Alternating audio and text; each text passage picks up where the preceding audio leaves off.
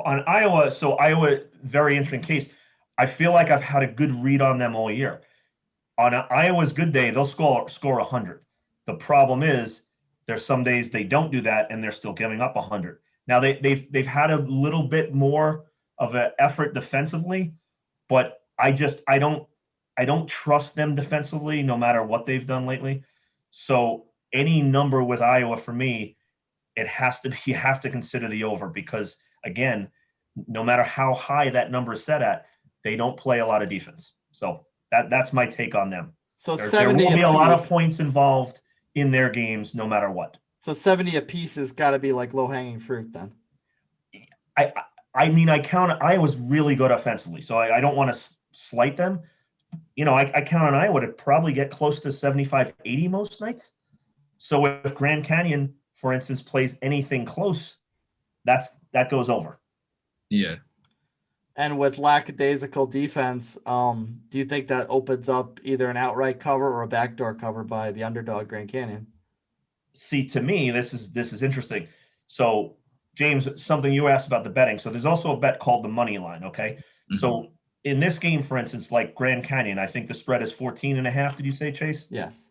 So there's also a money line bet. I'm not sure what that is. And what that means is you can actually put a wager on Grand Canyon to win. So with a spread that high, let's say you put round number $100, you'll probably win 1,000 if Grand Canyon won that game. Okay. So to me, a team that, again, I'm not saying Grand Canyon definitely beats them by any means, but there's great value there because a team who gives up a lot of points is obviously susceptible to their own bad shooting day. So that's one in any Iowa game this year I'd look at and say, wow, like you might want to take a shot on a team like Grand Canyon. Okay. Oh, that was a good guess to pull out of your butt because they money line on the underdog Grand Canyon is 850. There you go. So those are the money lines right there. Okay, I get you. Yeah. Now, mind you, there's no money. There's no money to be made on Iowa's money line because it's 1,700. Yeah, James, I highly advise you not to do that. So what? I have to bet at least 1,700 to win 100. Oh no. So I don't think we need advanced calculus to figure out. This is not probably the safest bet. That's not it. No. There you go. You're learning already. Yep. James, one last thing touching on this overall, as discussed earlier, if you follow historically over the tournament, underdogs cover, underdogs pay. And because every time we think we see, there's no, and myself included, you look at a game, there's no way this team's going to lose. I can roll off 1,000. I remember Derek Coleman in Syracuse losing to Richmond, Jamal Tinsley, Iowa State losing to Hampton. These happen all the time. We just don't know which one. So the point is, if you're a math guy and just want to follow the stats, you're better off taking underdogs across the board. Right. Okay, awesome. Taking over the next one on a very lofty total, and not the highest total in the first round. We'll get to that in a minute. But another high one is Ohio State and Oral Roberts, 154.5 total. And looking over all the first round matchups, the top seeds are consistently, which is pretty common year to year anyway. They're all getting 20-point lines. Ohio State is not. They're only giving 16.5. Greg, do you think this is a bit of disrespect to Ohio State that they don't have this lofty 20-point line, especially with such a high total? I actually don't really, and I think like Ohio State, they're funny to me.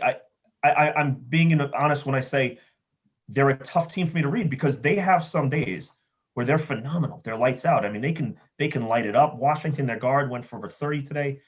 But there's sometimes like it's not that they can't play. Like even the Purdue game, a potential warning flag for them. Travion Williams lit them up. They didn't have an answer for him. So I think exactly that. Like again, touching what I did with Iowa, they can give up points and they can score them. So I don't think it's crazy. I think it's actually and I think it's a little respect to Oral Roberts as well. So I don't think it's outlandish one bit. Ohio State, as talented as they are, has been sporadic. I think they have 8 losses on the season. And as good as they are, it just tells you they're not automatic. So I don't think that spread is outlandish. Oral Roberts, by the way, money line plus 1,025. Yeah, and again, James, again with this, I can't tell you like that's the one, but there's probably one of these games that hits. Like it almost always does. So maybe it's Oral Roberts. Right.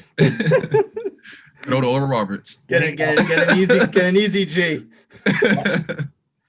Now, Greg, I want to touch base on something we briefly talked about in the previous segment. You said Arkansas and Colgate, they're going to run up and down the floor. This game has the highest total in the first round at 162. Now, because of both teams having more of a proficiency rubbing on the floor, a 9.5 point spread seems a little high too. Is this both an easy total ride the over on and also a kind of a value underdog to take with a higher line? So to start off the over under, that's a number that you don't see hardly ever in college in a college game. But Colgate, I think they're second in the nation scoring. And again, the Patriot League is not, it's not the Big East, it's not the ACC, but they can score. So, and they play the Matador defense, as in it's not there. And Arkansas is really good and really so. Starting off with that, like, is even 162. I look at that. If Colgate plays anything close to what they do offensively, I really think Arkansas is scoring 100 in that game. So if Colgate can get to 63, was it 162 and a half? 162. Yeah. I need 63 at a Colgate. So I'm going to take that. The spread. Do the quick math. That also that's a tough one to me here because spread rather. A game, for instance, that like I don't think it's anywhere in the middle. My point being is I could see Arkansas pulling them out of the building early. If Colgate doesn't shoot the three well, they're in big trouble, right? So that could be a 40-point game. But on the flip side, Colgate can score. So like if they are hitting from three, they could actually make that an interesting game because they can score. But you see what I mean? That game is very volatile to me. Like I don't think that's close to the spread. I think Arkansas wins by 35, or it's probably a last possession game because Colgate has hung in.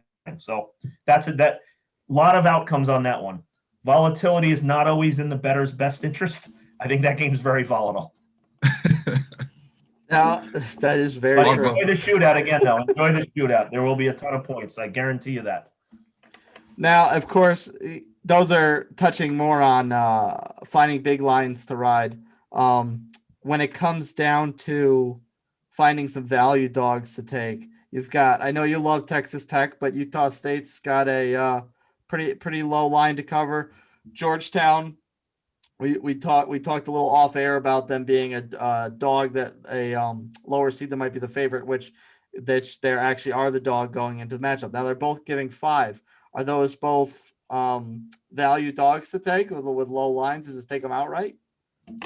I'll start with Georgetown. I think as we get closer to the tournament, I'd be very surprised if that line doesn't move down. I think it's a great matchup for Georgetown. And not that I hate Colorado per se, but Georgetown is playing very well. Colorado, good team, but they're not unbeatable by any stretch of it. I actually think that's a closer spread. I think that's a prime upset from. So James, again, what I would do in this instance, the 5 points I think is great value, and I would take the money line on them as well, which I don't have it in front of me, but I'm guessing you put 100 on Georgetown to win that game, you're probably winning 240, 250. So Georgetown, excellent value there as far as I'm concerned. And Chase, Okay. What was the other 512 we were? The Utah, that one's not a 512, I don't believe. 611, I believe. 611, yeah, that's a 611, but that's Utah State, Texas Tech. Well, I guess the best way to put it, James, another kind of tip would be that's a 5-point spread or 5-point or 6-point. They're two defensive oriented teams. So what does that tell me is that there's probably not a ton of points in that game to begin with. So 5 points in a defensive game, that becomes a lot. It's not Arkansas Colgate. So in that instance, I do see value as much as I like Texas Tech. I think 5's a little bit much there. Believe it or not, the money lines for both of these games are exactly the same. Well, 175 for the dogs, 210 for the favorites. I think Georgetown is the way better of the two, but I think there is value in both of them. Yes. Okay. We've spent a little bit of time today dumping on Villanova. Having to go up against a 1-loss Winthrop squad and having some injury woes. Is that they're sitting as a 6.5 point favorite? Is that an easy Winthrop dog to take? I think 100% it is. And I feel bad. I'm not trying to dump on Villanova. You can't lose your leader, your point guard, and it already they haven't won since he's been out. And you're playing a one-loss Winthrop team who's very good. They're just a good team, period. So I think that would be even with him, I think Villanova would win. But without him, I very well think Winthrop I actually think they win that game. So I think Winthrop is excellent value there. And it's not because it's trendy. Again, it's college. You don't have the depth as the NBA. Your leader, your point guard goes down, you're in trouble. And they've shown it already. Actually, despite having the plus odds, they're actually a lower money line than Nova. Believe it or not. I'm not surprised. Yeah. And I think that's another example. And James touching on another lesson here. You'll see a lot of line movement between now and when that game tips off.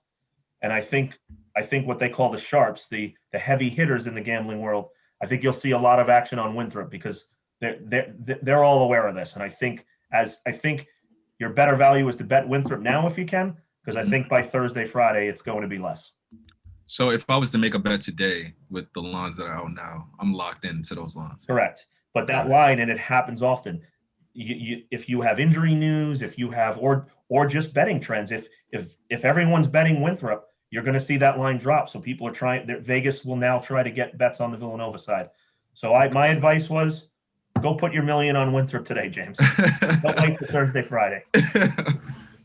Well, I do have another question. Winthrop's record is they only have one loss, right? Yes, I believe that's correct. But why aren't they ranked higher? I mean, they play in a smaller conference. Okay. They're going against a traditional Big East powerhouse. So people don't get the visibility of a team like Winthrop. Or whatever the spread would have been, I really like Winthrop. That's a good team. But again, especially this year because they're so limited out of conference games, nobody's seen them. So you're not going to put Winthrop as a favorite against Villanova because they never. You get what I'm saying. It's visibility issues. Okay. Really. Got you. And they don't. And quite frankly, as much as I like Winthrop, I'm the first one to admit I haven't seen them against a big powerhouse either. Okay. So we don't know how that translates. I'm just betting Winthrop's a very good basketball team, in my opinion. Mm-hmm. I think they'll play well whoever they play against. Okay, I got you. That makes sense to me. Now, to round out my dog picks, I would definitely not recommend putting money on going on the money line in this Alabama Iona matchup. However, the Iona does have a veteran, gritty coach in Rick Pitino, and Alabama, very hot school, given 17.5. Do you think the grittiness of Pitino translate to that being, even though Iona's probably not going to win, an easy dog pit to make some easy money on the side with the spread? Coaching is huge in college, number one. Mm-hmm. Mind you, Alabama, Nate Oates of Alabama came from Buffalo, very good coach himself, but absolutely you have to consider that a possibility. Tino's been there a million times. He has a good team. And something very interesting about Iona this year, so the MAC conference, it's very bizarre what they did. So with the COVID issues, almost no teams played the same amount of games. When the MAC did their seeding this year, they seeded how many wins you have. So Siena was at the top of the conference, and they got totally hosed. Iona's seed is at 7 because Iona missed 6-7 games. There's no way Iona should have been that low a seed. Okay. But because they did that differently, Iona even got less notoriety because of that. Iona's a pretty good basketball team. So it's not shocking. And Bama, as good as they are, offensively, they can be sporadic. So, yes, I would take a shot on Iona. Mind you, some of these games it gets away early, but I do. I think there's actually value in Iona.